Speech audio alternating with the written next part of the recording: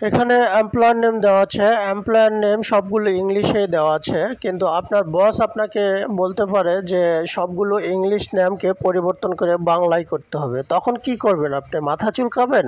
না, মাথা চুলকানোর কোনো কারণ নেই। সবগুলো যদি আপনি ম্যানুয়ালি ইংলিশ থেকে বাংলা করতে যান তাহলে অনেক বেশি সময়ের প্রয়োজন।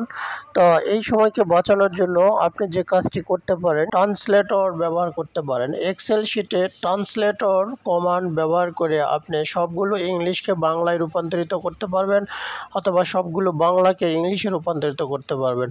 তো এই কাজটি করার জন্য প্রথমে আপনাকে এমপ্লয়ার নেমের সবগুলো ইংলিশ ডাটাগুলোকে সিলেক্ট করতে হবে। তারপরে রিভিউয়ে যেতে হবে, রিভিউয়ে ট্রান্সলেটে যেতে হবে।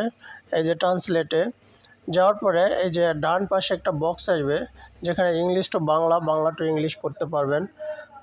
তো যে কোনো ভাষা আপনি ট্রান্সলেশন করতে পারবেন এক্সেল শিটের মাধ্যমে। তো এই যে বাংলা করলাম, বাংলা করার পরে এটা বাংলা টু ইংলিশে নিয়ে কন্ট্রোল এতে সিলেক্ট করে নিলাম, সবগুলো সিলেক্ট করে নিয়ে কন্ট্রোল সিতে কপি করে নিলাম, কন্ট্রোল সি কপি, তারপরে এখানে পেস্ট করে দিলাম। দেখেন খুব অল্প টাইমের মধ্যে আপনি ইংলিশ টু বাংলা করতে পারলেন। এই কাজটি যদি জানা থাকে তাহলে আপনি অবশ্যই অল্প টাইমের মধ্যে কাজটি সেরে আপনার স্যারকে কাজটি ডেলিভারি দিতে পারবেন। আর যদি জানা না থাকে তাহলে সবগুলো আপনার ম্যানুয়ালি লিখতে হবে, প্রায় অনেক সময়ের প্রয়োজন হবে।